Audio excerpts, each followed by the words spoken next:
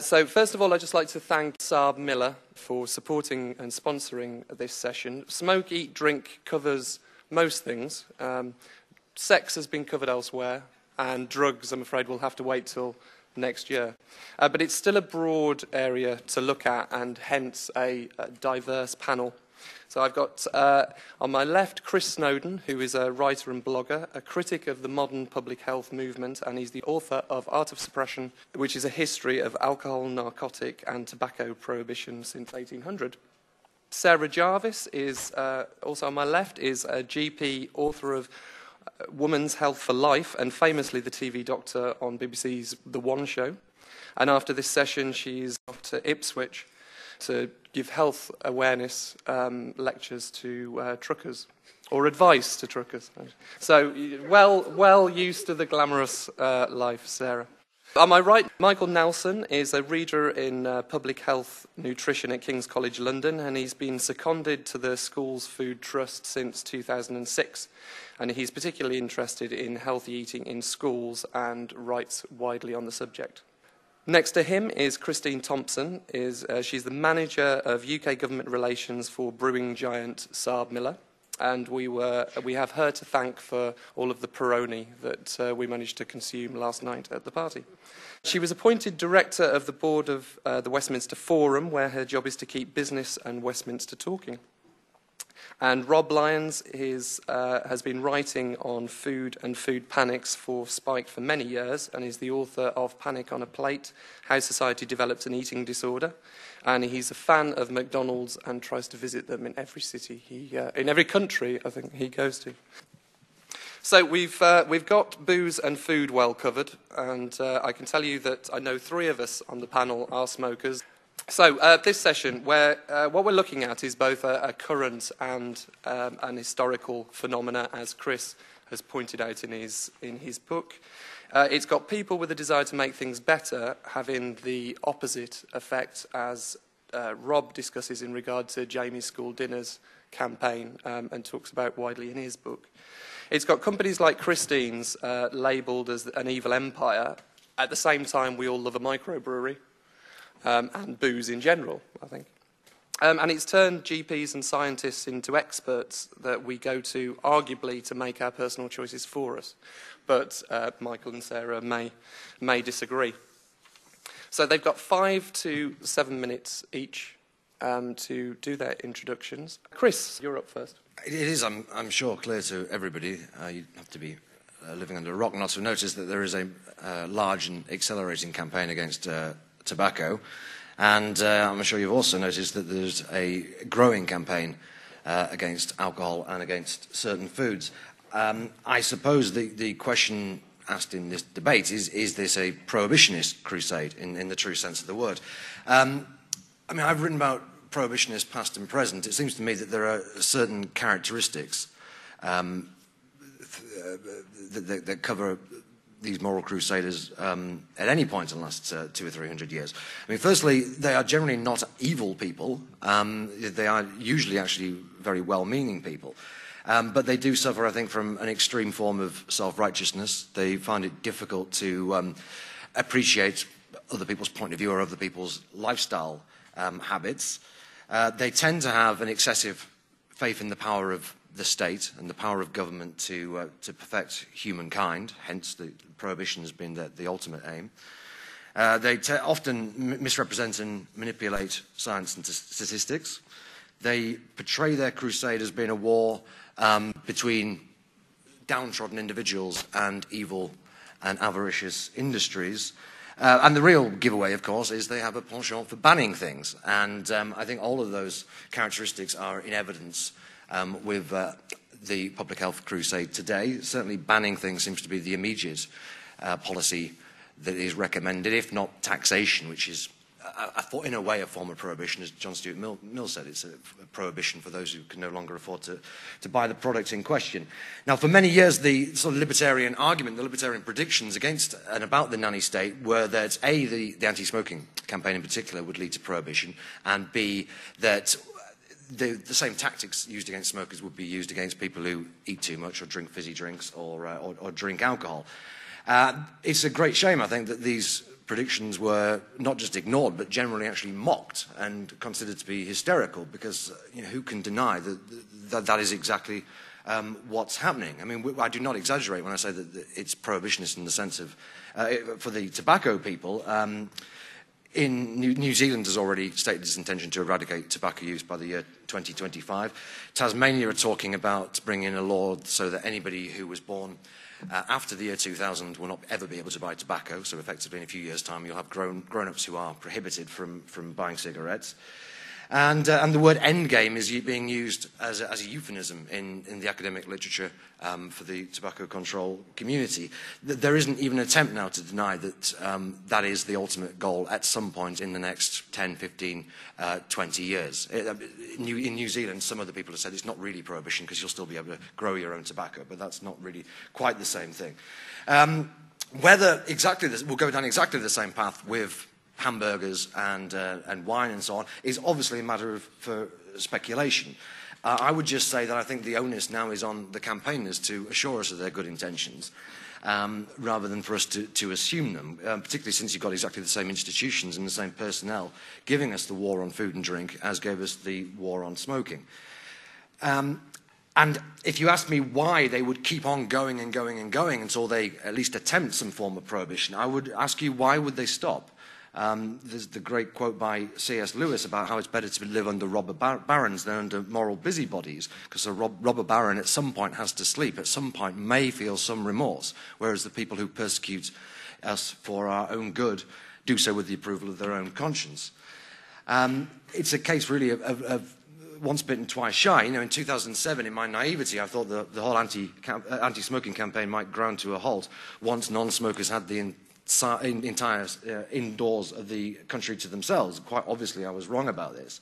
What happened instead is that the government's total capitulation to the campaigners gave them added strength, and efforts were redoubled.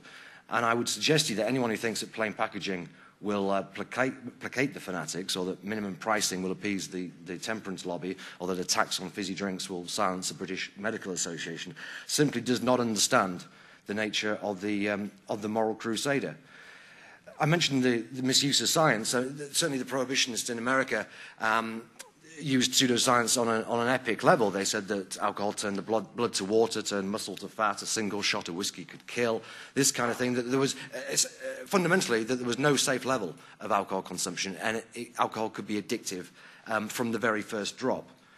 But even at the time, academics in 19th century America did realize this was nonsense, and they did publish their findings looking at this. It was known, it was just simply ignored. Now, we'd like to think that we have progressed a bit since then. And yet, it's possible, as happened this week, for someone to go on to Newsnight and say that sugar is literally toxic. Something you have to have no understanding of what toxicity means to say this. Hundreds of newspapers around the world have reported that smoking bans instantaneously reduce the heart attack rate by 30, 40, 50%, which is not only biologically absurd, but mathematically impossible. There seem to be many people who believe that just walking past a pub, which has people smoking outside, is hazardous to their health. And these hypochondriacs today can be supported not by some placard-waving Baptist, but by the words of the US Surgeon General, by the Britain's Chief Medical Officer, and by peer-reviewed journals from around the world. And we know, I think, that we've come full circle when you see a senior public health spokesman, as I did at a party conference last week, stand up and say, literally, there is no safe level of alcohol, and that there is no medicinal benefits from drinking alcohol, despite a mountain of evidence to the contrary. And just finally, I take no pleasure at all in having been right when I was one of the hysterical libertarians warning what would happen. Far from it. I would have happily been proven wrong. The cruelest part of it all is that all the time you predict these outcomes, you secretly think, well, when it happens, when it's not just the smokers, when it's the drinkers and the people who eat food, surely there'll be some sort of majority here, and then some sort of backlash against the whole thing that'll bring it crashing to the ground. And yet what happens is, people who seemed perfectly sensible 5, 10 years ago suddenly start saying, well, maybe fast food is addictive. Maybe, sugar is toxic. And, I don't mind people drinking, but this is binge drinking. It's an epidemic. It's not like drunkenness like when we were younger. And so you think, well, maybe in the end, we get the government that we deserve. There have always been a significant proportion of the population who wishes to impose their will on others. The really puzzling thing, I find, is that there are so many people who seem quite happy with that. Sarah. When I was 8 years old, the GP came to my house, my parents' house, and gave my father an injection. And it was terribly politically incorrect these days, but afterwards, when he was going, he handed me the needle and syringe, and I spent the next few years practicing injecting my teddy bear with Ribena. And I used to get wheeled out by my parents, who were terribly proud of me, about the fact that I had decided at the age of 8 that I wanted to be a GP. And whenever people said to me, and what do you want to do when you become a GP? And my answer was always, I want to make people better.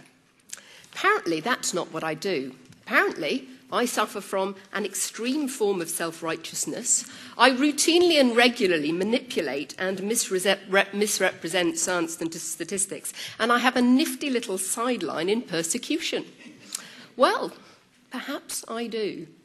But actually, the thing that most surprised me, I think, about Chris's comments was the idea that I have any power as a GP over what people do at all. God knows I wish I could persuade more of my patients to stop smoking. When it comes down to it, my job is to give them the facts they need to make an informed decision. And I think it's really possibly disingenuous on Chris's part to suggest that we are going to go exactly the same way with respect to alcohol and with food as we have with smoking. Last time I looked, there was no safe level of smoking, and nobody has suggested that there is for about 50 years. I'm a medical advisor for DrinkAware, and at DrinkAware, the alcohol charity, we are very conscious that there is a safe level of alcohol, and that indeed, for some, a relatively small minority, I might add, Chris, and given that it's men over 40, I'm not quite sure if you fall into that category yet, there are some groups who can benefit from moderate drinking. And I am absolutely not going to suggest that it should ever be banned. Indeed, I would be doing myself a disservice. I very much enjoy sitting down to dinner with a glass of wine, but there is a safe level of drinking. Last time I looked, we were highly unlikely to suggest that there was no safe level of eating. All of us need food, but all of these things have problems. If we look at the size of the issue that we've got with smoking, yes, we have made a difference, and I'm very proud of the fact that as a GP I've worked with some of my patients, not hugely successfully. The success rates for stopping smoking are pretty jolly poor, even so. But we have more than halved the number of people who smoke in this country. In 1974, it was 45%. In 2010, it was 20%. Tragically, the number of women who smoke has dropped far less than the number of men, down from 51 to 20% in the case of men, down from 41 to 20% in the case of women. Why? Because women don't want to be fat. So the arguments of the smoking lobby have changed. It's not smoking is good for your health. We used to have medicinal cigarettes, and apparently boys at Eton in the 18th, 19th century used to be beaten if they did not have their medicinal tobacco. We have moved a long way since then, but I have to say I have an awful lot of teenage female patients who smoke because, as far as they're concerned, they are clearly going to live forever, and this is going to mean they're going to live forever skinny. So let's have a think about the statistics from smoking. You and I pay our taxes, and I have to say whenever I go onto Radio 5 or Radio 2 in particular and do phone-ins, there are very much two ends of the spectrum. At one end there's the, I pay my taxes, I pay more in taxes in cigarettes than I'm ever going to claim from the NHS, except that of course they usually buy them from abroad when they go over on a booze run. And at the other end of the spectrum, you have the hang 'em and flog 'em, leave 'em on the roadside clutching their chest from a heart attack if they're overweight because it's clearly their fault. It's political correctness gone mad. Despite all the efforts that we've made, we reckon that 1.5 million hospital admissions in the UK are due to smoking-related disease, and we have a huge problem in the NHS budget. We do not have enough money to meet the problems that we have coming forward. Alcohol, likewise, accounts for an enormous number of admissions. We know that about £2 billion, indeed £2,000 million, alcohol-related hospital admissions in 1 year alone. That is an awful lot of money. And no, it's not the binge drinkers. Actually, 13 times more people in the 50 to 75-year age group get admitted to hospital with alcohol-related problems than the 16 to 24-year-olds that we hear so much about. And most of those problem drinkers are sitting at home in their middle-class sitting rooms, having themselves 2 gin and tonics and sharing a bottle of wine or 2 with their partners. They have absolutely no idea that they are drinking to excess and potentially doing themselves harm. Let's look then at eating, because we do have a huge problem there. I'm not for a second suggesting we should ban eating. I enjoy a good dinner along with the best of them. But to put it into perspective, again, let's look at diabetes. We know that obesity is absolutely the single biggest risk factor for diabetes. If you double the levels of obesity in a country, you will double the number of people who have it. We've gone from 1940, where 200,000 people had diabetes, to 1960, 20 years later, doubled to 400,000. 1980, 20 years after that, doubled to 800,000. It was still a bit of a minority sport, about 1.2% of the population. That was when I became a medical student. Those of you doing the maths, I did become a doctor when I was 6. By 2000, we'd reached about 1.6 million. We doubled it again.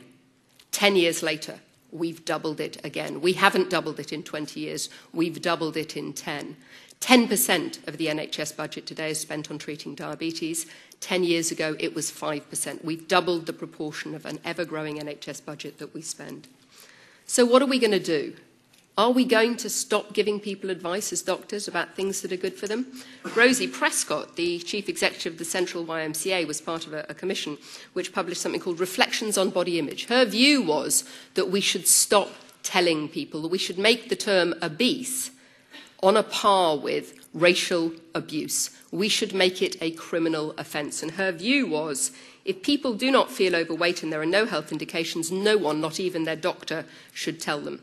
Well, Rosie Prescott, I'm afraid there are health implications for being overweight. There are health implications for being obese. It is not my right as a doctor to tell my patients that. It's my duty. Thank you. Michael. Our kids are too fat. They're hyped up.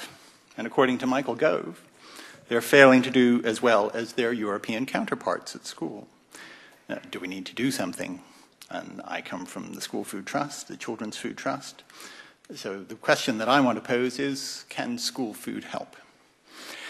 In 1980, Margaret Thatcher deregulated school food. In the next 20 years, it went from something like 70% of parents who were happy for their kids to have a meal at school every day, a hot dinner, to only just over 40%. And the food on offer became increasingly high in fat and sugar and salt. All of the things that the Department of Health was telling us was storing up big problems for the future. Overweight and obesity soared from just a few percent to over 15% within 20 years. And by last year, a quarter of our 5-year-olds and a third of our 11-year-olds were either overweight or obese. And we have lots of evidence that that tracks into adulthood, where people continue to get heavier and heavier. In 2001, the government introduced guidelines for school food that said caterers had, at the very least, to offer healthy options at lunchtime. But these had absolutely no impact on what kids had to eat at school. So after Jamie Oliver pointed out that, quote, we were killing our kids with the food we were serving them at school, the Department for Education said, maybe we should do something about this, and introduced compulsory standards for all the food that was provided at school throughout the day. So no more chips every day, but you can have them twice a week, or turkey Twizzlers and burgers every day, but you can have them twice a week. And no more sweets and crisps and soft drinks. You can't have those at all because you don't need to have them at school. There'll be other opportunities when you can buy them. After all, what's the point of telling kids in the classroom about healthy eating and then offering them the exact opposite at lunchtime? And if you say they should learn to choose the healthy options, well, we know from the 2001 guidelines that that just doesn't work. Do we need tight controls? You bet we do. Kids are not just little adults with the same decision-making powers. And there's a great ad for sweets on television at the moment, which has little kids sitting down in front of a plate with one sweet on it. And they're told that if they wait 5 minutes, they can have 2 sweets. And what do? Well, they hum and haw for a bit, and it's all very cute, and then they eat the one sweet on the plate. So they don't have the executive function that helps them to make decision-making that one would like adults to have, but we know from experience even adults don't have. If we want our kids to grow up healthy and smart, they need our support. That's what parents are for. And schools operate in loco parentis. They have a duty of care to look after kids at school, and that includes the food that they eat. So if the guidelines for healthy eating published by the Department of Health mean anything, they should make sure that the catering in school reflects the best for our kids. And has the compulsory school food legislation made a difference? Yes, it has. We have clear, objective evidence on 3 things. And it's evidence where the statistics stand up. This isn't something I'm making up. First, the legislation means that kids who have food at school now eat far more fruit and veg, for example, and less fat and sugar and salt than they did 5 years ago. And it's way better than what the kids who bring in a packed lunch or go off-site for lunch are having. And we couldn't have done that without the compulsory legislation. Second, we've shown in 2 separate randomized controlled trials that when kids at both primary and secondary schools eat a healthy meal in a nice dining environment, they actually concentrate in the classroom better after lunch. And they pay more attention to their teachers. And this isn't just the teacher saying, oh yeah, it's much better now that we've introduced healthy food. These are objective measures worked up with the Institute of Education, with observers sitting in the corner watching children's behavior. So good food supports better learning. And finally, we have some preliminary findings to show that over a period of 1 year, as more kids in a school eat the school lunch provided, they're less likely to be overweight or obese. And some work in Newcastle, contrary to what Rob says in his article, shows that the impact of what kids have at school extends across the whole day.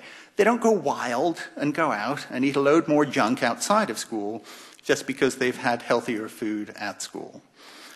And do they like school food? Yes. You hear about all the complaints. But the number of kids eating a school lunch has gone up since 2008-09, from 37% to 46% in primaries, and from 35% to 40% in secondaries. So while the food may not be perfect, it's a whole lot better than it was. And over 250,000 kids have started eating healthier school lunches in just the last 3 years. So that's a vote of confidence from parents and kids in the legislation, and of course reflects all the hard work that the caterers have put in to make the food not only healthier, but also something the kids want to eat. So we've made great progress in changing what kids eat at school.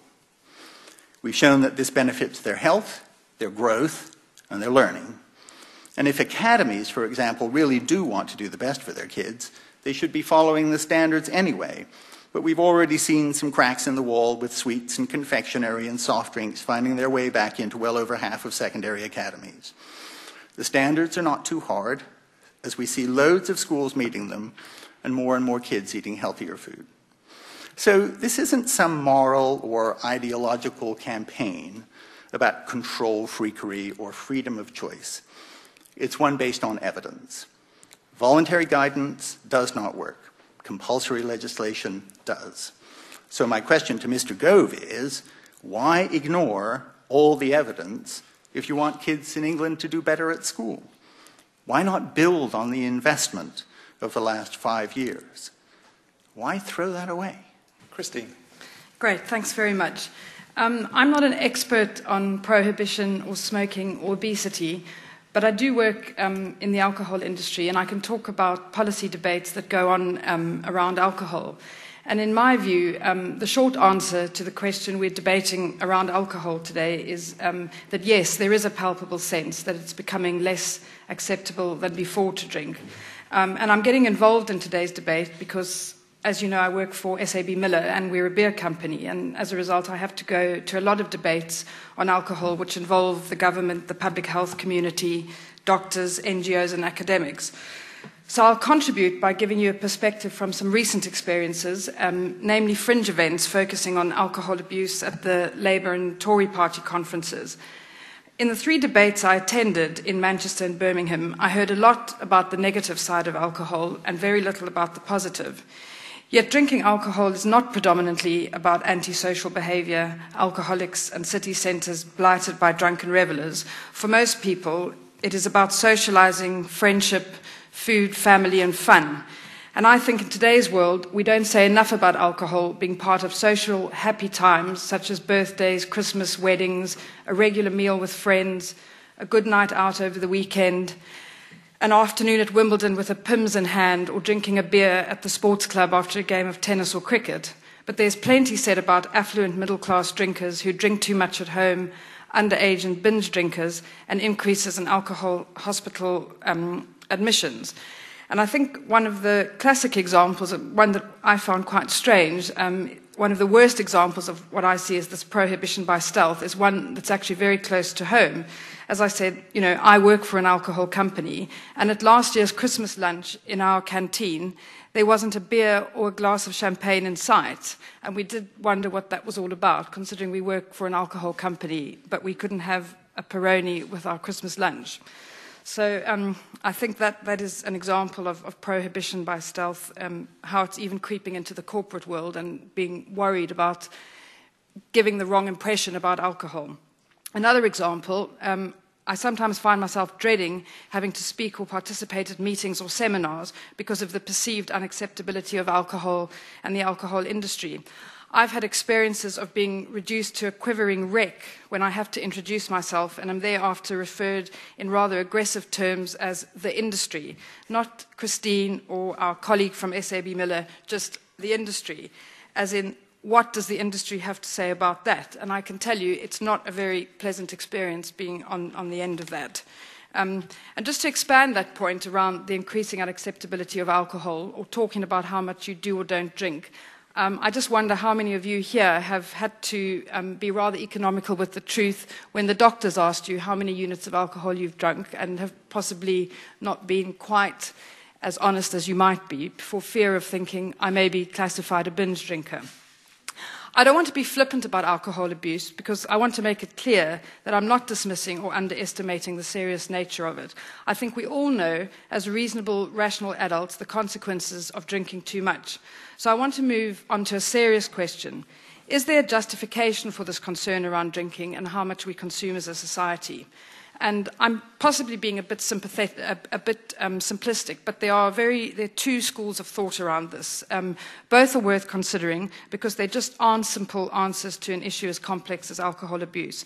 The first school of thought is the one that I subscribe to, professionally, obviously, and personally as well. And this school of thought argues that the trends in the UK regarding alcohol consumption are good and going in the right direction. 78% of people do drink within the recommended guidelines. Alcohol consumption peaked around 2004-2005 and has been steadily decreasing since. And there is much less underage drinking than there was. So the argument is that it's a small minority who abuse alcohol. The majority of people drink responsibly, and the answer to problem drinkers is to target them with specific interventions and not implement blanket responses which affect everyone. I personally don't believe more laws are needed. Alcohol is already one of the most regulated products in the world. What we do need is adherence to the strict standards of commercial behaviour, which prohibits companies such as ourselves from marketing our products to under 18s or linking alcohol with sexual or sporting success. I think we need better enforcement of existing laws to ensure that alcohol is not sold to drunk or underage drinkers, and I think good consumer education programs such as those run by the Drink Aware Trust are very effective. And ultimately, what we should be looking at doing is providing information that helps people understand how much they are drinking so they can regulate themselves. The other school of thought is that the increased focus on the problems of drinking is justified because alcohol-related hospital admissions are up as a result of years of increased consumption. There are increasing costs to the NHS, and I believe the figures that we work with are that it's 2.7 billion, which is a very high number, and it's not something that we should take lightly. And obviously there's the issue of antisocial behaviour. So the argument on this side of the debate goes that the overall solution is to reduce the amount of alcohol consumed by everyone, raising the price of a drink, making alcohol less available, and restricting the way alcohol producers can market their products. I personally don't like the second because for me it results in a negative interpretation of alcohol, and it has the potential to result in less choice, higher prices, more regulation. In short, increased nannying and ultimately less personal and commercial freedom. To my mind, this argument assumes too much that we as individuals can't police and control ourselves and lays all the responsibility for behaviour change at the government's door. I'm not comfortable with that. Surely the vast majority of us know when we've had enough and can say, thanks, I'm finished, that's me done for the night. And sometimes we don't, and we live to regret it the next day. But I think as adults, we have to take personal responsibility for that, and I think most people do. So I guess in terms of the debate today, the question we need to ask ourselves regarding alcohol, and that's my area, I guess, what argument is most comfortable for you? Taking responsibility for your own drinking or relying on the government to control what we drink and encouraging more regulation? And I just want to close on a positive note because I did attend a conference on Thursday and there was a rather delightful Italian doctor who was on one of the panels. And he finished his talk, and I thought I just might crib that for today, where he said, think of alcohol as a pleasure, which it can be when drunk in moderation. I thought the public smoking ban in Scotland in 2006, England in 2007, I think that was a real watershed moment because I think for two reasons. First of all, because the kind of accidental way in which, the semi-accidental way in which the lobbyists kind of got a complete ban when they didn't think that wasn't what was in the election manifesto, etc. But also the fact that actually authorities have not met the resistance they expected to it. I would be very surprised if there wasn't a little bit of trembling about what kind of reaction there would be, passive resistance to it and all that. And actually people have gone along with it, pretty much universally. And so you can see the smoking bans implemented worldwide now, and not just in enclosed public spaces where there's slightly dubious evidence around passive smoking might at least have some kind of purchase, but even in completely open areas now in New York, a ban on smoking in open areas has now been implemented. And I think this is something that cuts across the party political divide. I mean, in Britain, New Labour was the party that really got the ball rolling in terms of these things. But the coalition government, after a sort of brief hiatus, has shown just as much enthusiasm for doing these kinds of things as New Labour, if not more. And north of the border, the Scottish National Party really are the biggest nanny staters of all. I mean, are always at the forefront of every kind of new policy initiative to kind of restrict what we do or make it more expensive and so on. Now, I think there is a lot of moralism being dressed up as health protection here. Now, that's not to say that I don't understand appreciate the situation of the individual member of the medical profession, perhaps frustrated at the fact that someone with chronic bronchitis won't give up smoking, or someone who's obviously got liver problems is like continuing to drink. I can well understand they would like to try and change people's behaviour, and that's something that's always been a part and parcel of the kind of GP patient relationship. But I think there's a lot of interference going on in that relationship now, and there's a wider problem going on as well. I think there's a new factor, and I think it's the idea that we're being sold now is that ordinary people are vulnerable and weak and can't really be trusted to make these decisions themselves, and actually those decisions kind of need to be taken out of their hands. And basically, ordinary people need to be protected from three things. One's evil corporations, of which Christine is a personification here. From our own dangerous impulses, the fact that we can't control ourselves once we get a whiff of nicotine or alcohol. And also from other people as well. So in terms of evil corporations, there's this idea that they sell us these through seductive advertising, particularly directed at children. They can persuade us to do things that we wouldn't otherwise want to do.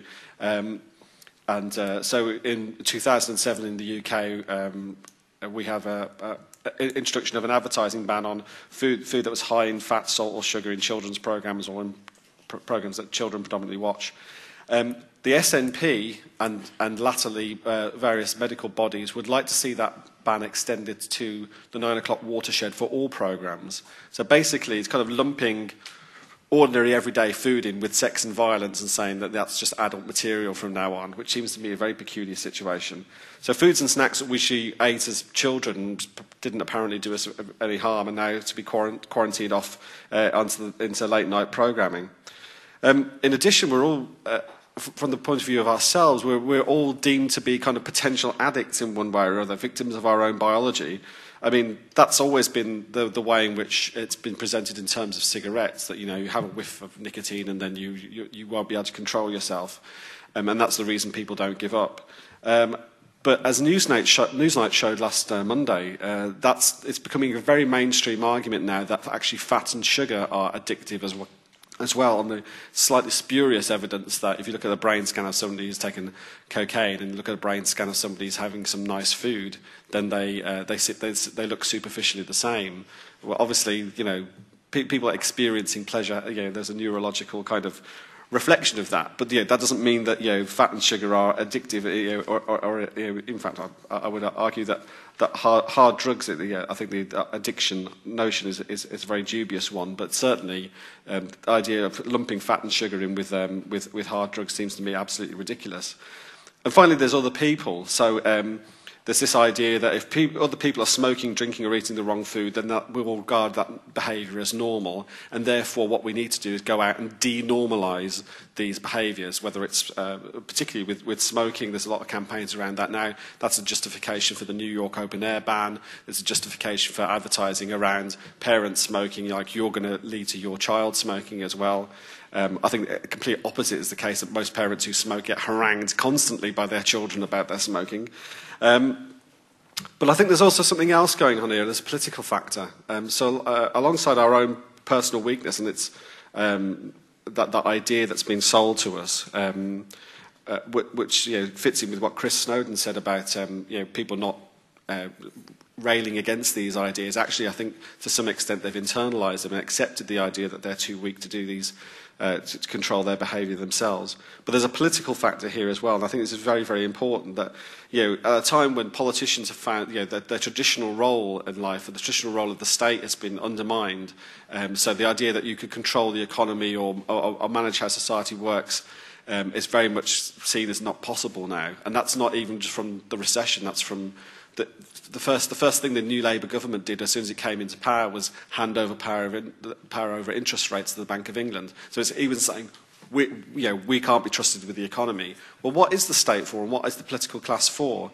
So I think that what they've done is they've taken on the role of being our grand protectors. I mean, that was obvious in relation to crime, but now it's seeping into every sort of aspect of government policy. The idea that we need to be protected from big business, we need to be protected from ourselves, and we need to be protected from the behaviour of other people as well.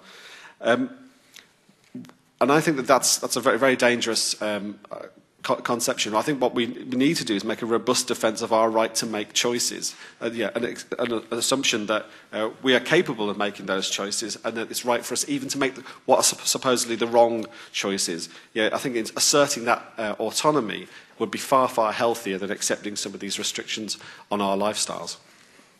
So I'm going to come out to you, and we'll have as many of your points and questions as possible. Can I just declare an interest as a former Member of Parliament and as a former Member of the Scottish Parliament?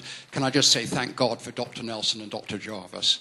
And I think my question is, what more can government do to actually help you in public health education? I think one of the proudest things I've ever done in Parliament, and I must say I'm ashamed of a lot of things, but one of the things I'm proudest of was the smoking ban in Scotland. It was a great achievement, even within the party that I was then a member of, not now. It was a great achievement in terms of public health. I achieved a lot in terms of secondary smoking. Sorry, can I just complete my question uninterrupted? I think that would be polite. Please don't repeat the entire thing. Okay, I'm not going to. What I think is the crucial thing here is what more we can do to actually help the doctors in the front line, like the GPs. One of the most valuable things I ever did as a member of Parliament was actually spend a day at GP's practice with specialist nurses specialising in diabetes and helping diabetics control their diet so they weren't admitted to hospital. I think there's a lot more that can be done through specialist nurses. GPs obviously are highly pressurized. Specialist nurses can give patients more time. We need more public health education. That's what's clear. That's what's absolutely necessary and what we should do. And by the way, I also support Mayor Bloomberg in New York in what he's doing. I think it's great. Conscious of what Christine said about dehumanising people from various sectors, I won't address my comments to the health industry. I'll address them to Michael and Sarah. On Sarah's point, it worries me a lot, although I can understand it from a medical professional. A lot of the arguments about control and state intervention seem to be based around the cost then faced by the National Health Service. I think that raises a lot of questions about how we organise the National Health Service in Britain. I mean, I, for one, as a heavy smoker, would be more than happy to waive any right I have to treatment for smoking-related diseases on the National Health Service in return for being able to source my cigarettes at cost price, which I think would be about 80 pence. Would you be happy with such arrangements if they could be practically enforced? And I'd like to do the same for alcohol.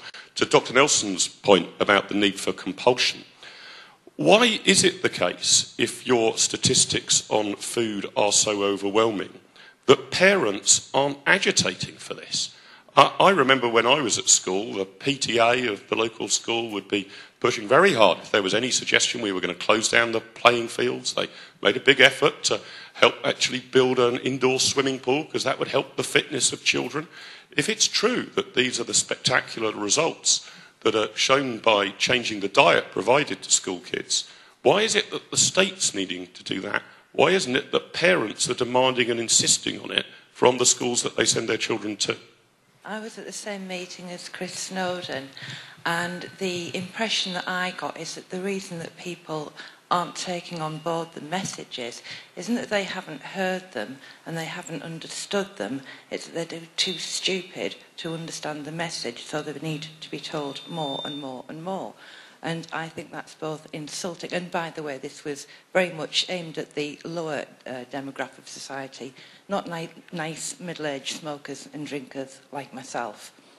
I was wondering that if anyone on the panel thought that one of the reasons for, as Rob calls it, a new age of prohibition might be down to it that people feel like they want to be saved from these evils. Like, if anyone on the panel thinks people think they know that they think they're doing something wrong, but they are just waiting for themselves to be saved by the nanny state. My name's Fiona and I work for a tobacco company, and I have to say that first out. I've actually got 3 children. I breastfed 3 of them. I was pregnant for 6 years. I home birthed 2 of them. How politically correct do I have to get? At the moment in Finland, there is legislation on the statute books that they would like to put pregnant women who drink too much into section. They're doing the same thing in Australia. There is research that they would like to do. Women that drink too much should be on contraception so that they don't get pregnant. I think it comes to the fundamental question of what is a good life and what is a good society. Now, as somebody raising children currently, I think that my preoccupation with them is not to make them live as long as possible or even to be healthy when they're 70 or 80. My preoccupation is to make them critical, independent-minded, non-conformist, and to actually not be obsessed with their bodies. So my question to the panel is Felix Baumgartner a good or a bad role model for children? He took a massive risk and a known risk with his health. What would the health professionals have advised him to do? And if he was a father, what would you advise him to do? There's a disconnect here that I keep hearing. Arguments from the, say, libertarian side that we shouldn't be taking these actions, and responses from both the panel and the audience on what you might call the public health side that say, if we take these actions, the following good things will happen. I'm not hearing a connection there coming from the public health side that says, and therefore the ethical basis for going ahead and doing it in spite of the arguments from the libertarian side is. So I'd kind of like to hear that. There doesn't seem to be much of an ethical debate about whether it's right or wrong to take a certain intervention if they believe it's going to save lives. I mean, a number of public health meetings I've been at, it's evidence-based policy, but all the evidence needs to say is if we do this, we're pretty sure, or we think it will save lives. Minimum pricing, for example, will save 900 lives, whatever it is. Therefore, there's no need to discuss any of the unintended consequences, and no need to discuss any of the issue, is this right? And fundamentally, no attempt to discuss the key question, which is this actually any of our business? And I feel that Michael and Sarah kind of ducked the issue that we're here to talk about, really. I mean, Sarah's told us about, the statistics, the diseases and so on, and aren't they awful? And of course they are. Michael's talked about regulation of school food, which, yeah, I agree. Children should be treated like children. Adults should make those decisions. I don't necessarily disagree with that, even though I think his organisation should be shut down. But that's not really what we're here to talk about. We're here to talk about, I think, is neo-prohibitionist policies like minimum pricing, like plain packaging, like denying treatment to smokers in hospitals, like outdoor smoking bans in your own home, fat taxes. And just to give you an example, this is from the current issue. I've not cherry-picked this from some lunatic. This is from the current issue of the New England Journal of Medicine, the leading article in the magazine this week, talking about what new interventions we can do in the next few years. A couple of them here. The federal government could require individuals to pay a tax penalty unless they declare that they haven't used tobacco products during the year. Or it could give a tax credit to people who submit documentation that their body mass index is in the normal range. It could tax individuals who fail to purchase gym memberships. Now this is and this isn't even sin taxes, these are just fines. Pure and simple. This is just a financial penalty for not living within the rules that the medical establishment have set up. The public health, I must say, I maybe should have said this before, I am not for a minute suggesting that people like Sarah are prohibitionists or busybodies. The public health movement is very much distinct from the actual frontline medical care, and I've never met a GP who hasn't come across as perfectly sensible and very realistic about things, and nothing Sarah has said so far has changed that. But public health is a different kettle of fish. There you have people who have very often no medical training whatsoever. You get people from PhDs in management or sociology or mechanical engineering, people basically who in more enlightened times would be just on the streets with a sandwich board ranting and raving and selling pencils from a cup. But thanks to the multi-billion-pound public health industry, these people are able to call themselves public health professionals or what have you. So let me be very clear where I stand. It is no business of the government whatsoever whether someone gets fat, whether someone smokes, whether someone drinks. It is no business of mine, and therefore it is no business of any politician. And that's all there is to it. I absolutely hear what everybody's saying about my rights this and my rights that. The problem I've got is that, yeah, I have put some statistics. Interestingly, one of the only things that Christine and I agreed on when she said £2.7 billion, it was £1.99 billion for alcohol admissions inpatients, another £0.6 billion for alcohol A&E attendances.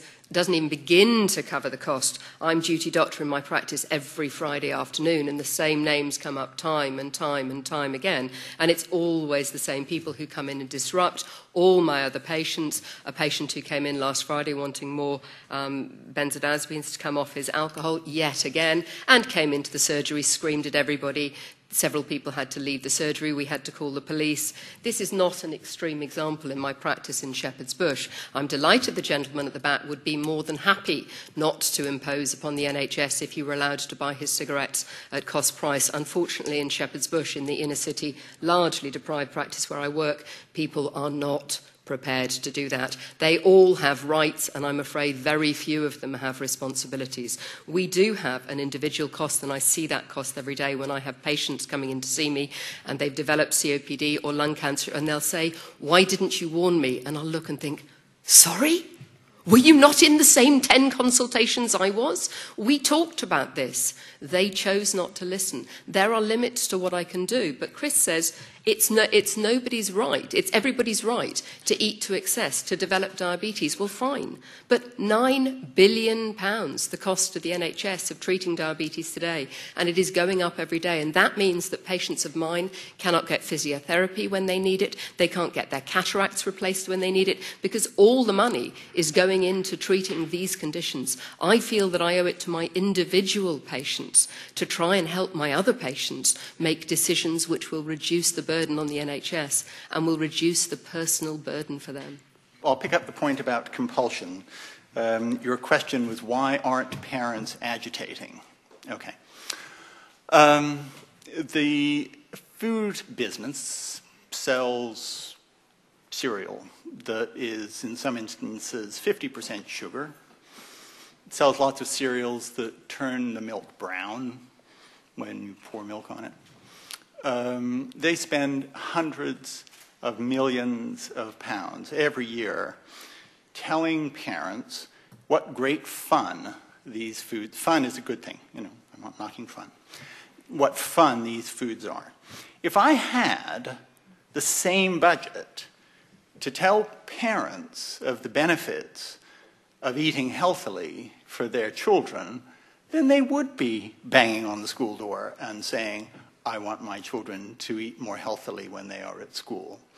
It's this imbalance, and I think the role of government is to help redress that balance and to protect the rights of children in school particularly. I love the way everybody uses, quote, the nanny state as a pejorative term.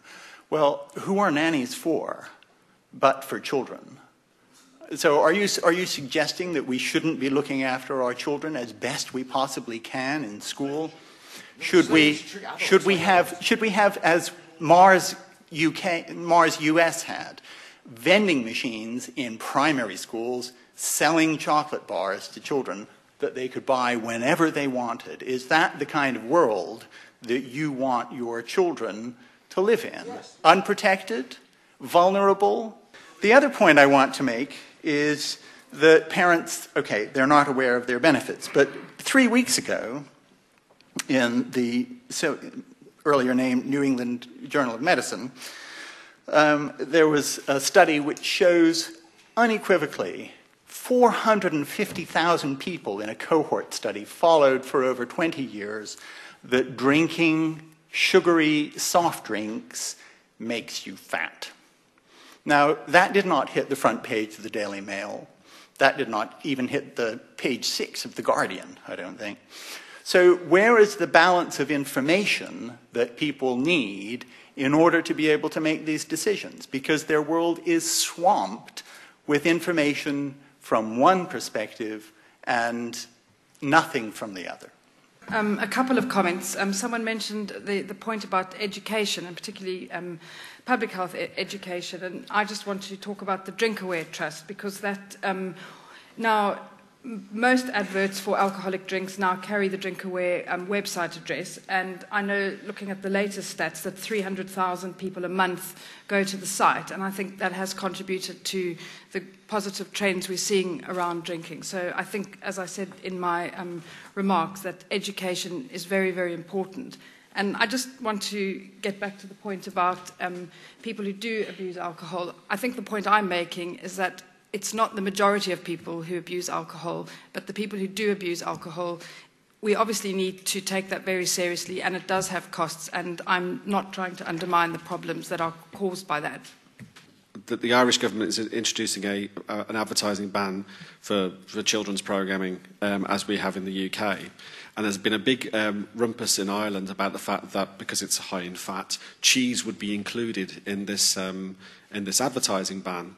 And eventually they came to a settlement with the dairy producers that cheese would be excluded, but they would have to include on screen during the adverts the government guidelines about how much cheese you're allowed to eat. So there's kind of this cross-pollination going on, where now the units of alcohol have now been transmogrified into units of cheese that are safe for you to consume.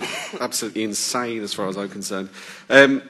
Going further in my comments about the GP relationship, I mean, I think most people will find now, because there's so much target setting by the government in terms of what happens at the GP surgery, that actually there's like another person sitting in the room telling the GP what to say. So I go to my GP and whatever complaint I go to, I always end up being sent for a cholesterol test and being weighed and prodded and whatever, and asked about all sorts of things that actually have nothing potentially to do with the condition in hand. And I think that that's really problematic. I do think it is very important to restore the proper GP-patient relationship that is not interfered with by these various moralistic campaigns, because I think that that's a much better way in which to encourage people to change behaviour when it's necessary. I mean, I've lost family members to alcoholism. I'm not blasé about it by any stretch of the imagination.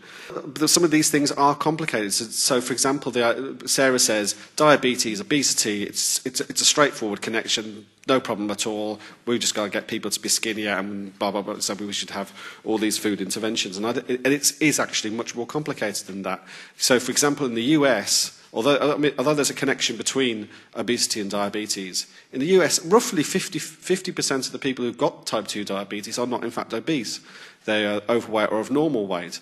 So it's just more complicated than that, and there isn't simplistic solutions to that. And there's also a very significant connection between ethnicity and type 2 diabetes as well. I think that's well recognised as well. So it's not as simple, perhaps, as Sarah's presenting it. In terms of the advertising budget, I have to say that while they may spend hundreds of millions on advertising, then they get something that they would pay even more for, which is like having the resident GP on the One Show saying how you should eat or how you should live your lives, because that's just pure credibility, as opposed to Tony the Tiger or whatever, which is just like fun. And it's the same in schools. I mean, the school curriculum is now dominated by stuff about the environment and healthy living. So that's everywhere now. That's just like the entire kind of like background to the way kids are growing up. So that's publicity that these big food companies just couldn't buy. Just listening to this, three quick observations, I suppose. One, that chocolate bars don't kill, and if parents want their children to eat fewer chocolate bars, they can give them less pocket money to spend on them, or they can tell them it's a bad thing. I spent my pocket money on cigarettes as it happened, and it didn't go on the chocolate bar. So, people make decisions, and sometimes parents make decisions for their children. Secondly, when we worry that people can't make decisions because of information overload, we're effectively making an argument to arrogate a decision-making right on their behalf. Somebody better informed is taking the decision for them. And thirdly, to develop a point that Chris was making, if we want to live in a democracy, people have to self-govern and self-determine. If we start to see, as I think, Sarah, your logic entails, we start to see people as an unacceptable cost to the state. I mean, there are ways to deal with that. We could have fewer people, rather than just fewer people with diabetes. We could cut straight to the heart of the problem and have less of them. But when you start to see all of us and everybody else as a unit of cost to be measured to the state, I mean, you can call that government, but you certainly can't call it a democracy. Because a democracy, of its very nature, is made up of self-governing people. Democracy is government of the people, by the people, for the people. And if we want to stay in a democracy, you have to let people decide how to govern their own lives. I think part of the problem with regard to obesity, if you like, is that people don't know how to cook. That would help if people could actually cook and they knew what they were eating. I mean, I would blame it basically at the door of a big supermarket, or the failure of basically the education system, which has our children for any number of years, for quite a number of hours a day for however many weeks, to say, as happened to me when I was in school, it was like, right, put together a nutritional meal. I think if you asked quite a lot of adults these days, they wouldn't know how to do it for themselves, let alone for the children. So I do have a sympathy that there is a point in education to teach our children actually to be able to feed themselves, not expect Tesco or Waitrose or Lidl or whoever to do it. Another thing is, with regard to cheap food, when you look at Safeway's own burgers as opposed to Bird's Eye, the fat and sugar and nasty content in the cheaper one is quite markedly higher. People don't necessarily know those things, but when people have got to the point that there are things that they do know, then I think you've just got to accept that they know those things. Find out what is known and what isn't known, and work on letting people know the ones that they need to know, and being quiet about, if you don't mind, the ones that we already have gathered to be the case. I think to me it's not about a smoke-free or fat-free world of living. To me, it's about a balanced lifestyle. It's when personally, I smoke 2 to 5 cigarettes a day, and I drink coffee on most days, but meanwhile, I try to do a lot of other things that try to balance out the toxins that I take into my body. I exercise regularly, I cook, I eat raw food, I eat organic food. So it's a whole balanced lifestyle issue. I think arguments about smoking is so bad for you and the statistics behind it it loses certain power because the information is partially presented. There are benefits of it that's immeasurable, that's not being picked up. I was once talking to a doctor about, smoking, and is there any upside to it? He was saying, it's a matter of fact that the toxins will make you more anxious than otherwise. Why a lot of people feel I'm so stressed I need to smoke? But it's because the inhaling and the exhaling that comes with it helps to soothe your mind. I think this is a reflection of healthy alternatives. Just a quick one about schools and healthy eating. Michael, you talked about the nanny state, and the nanny state being about looking after children. My view is that the healthy options at lunchtime, that campaign, it isn't actually about the children, it is about the parents and it's about adults. And the reason for that is, as it happens also, I think that parents and adults do know what healthy eating is. But it's not just about the school dinners in schools. I've got nothing against my kids having a healthy dinner at school. That's great, thanks. But then it goes far, far beyond that. It's also about packed lunches. So the messages come home to the parents about food that the parents choose to put in the lunchbox. My daughter had her Harvest Festival assembly at school this week, where when I was a kid, we used to take our tins in and then have an assembly about how we should be thankful to the land for providing the food that we eat. Not so these days. It's all about healthy eating, and my daughter had to recite something about carbohydrates and fats and all sorts of things. She learned that. It's about the homework in design and IT. They have to design posters around healthy eating, and cooking club, where they should be learning how to cook.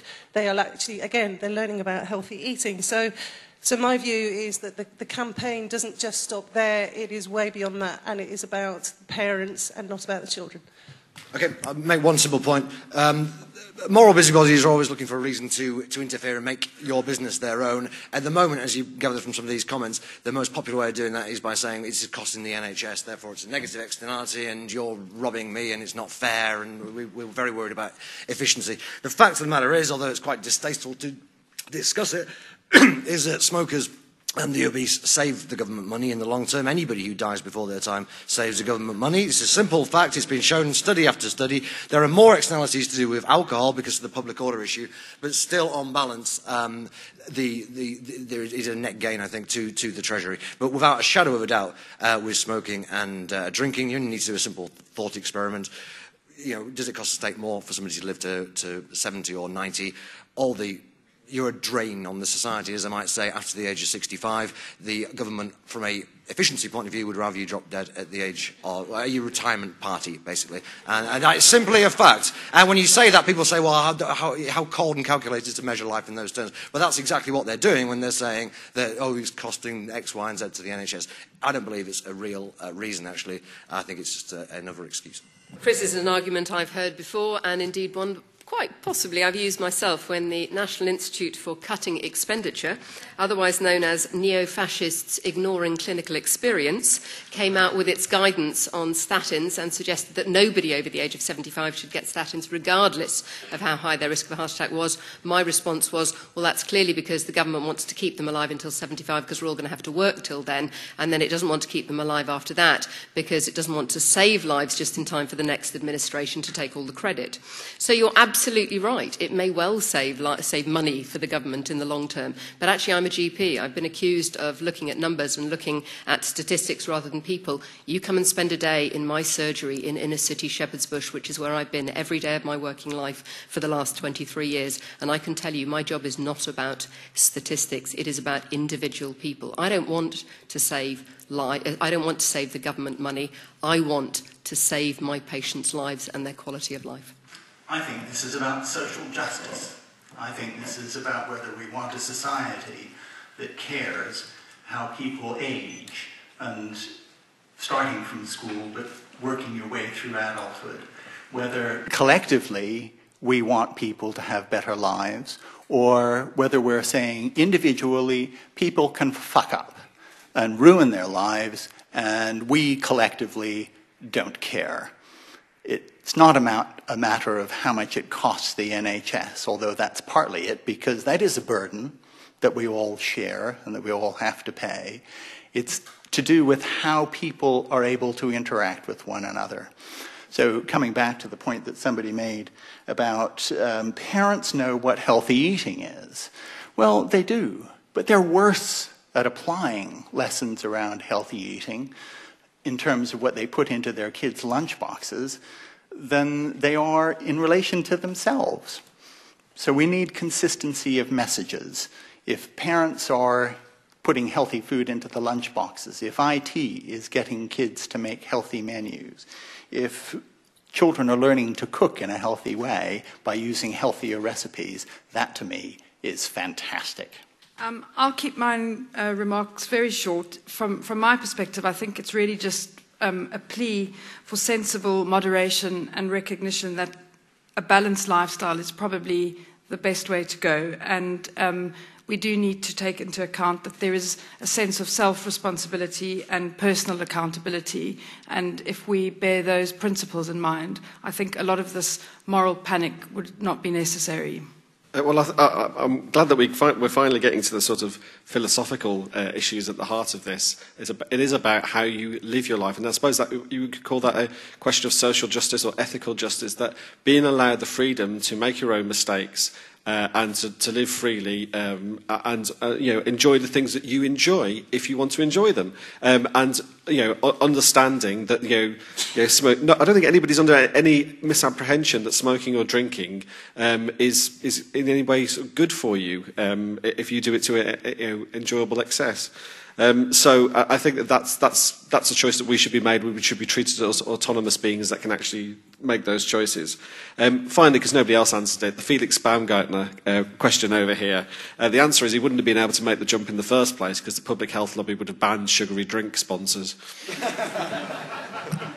Okay, can we thank all of our panel?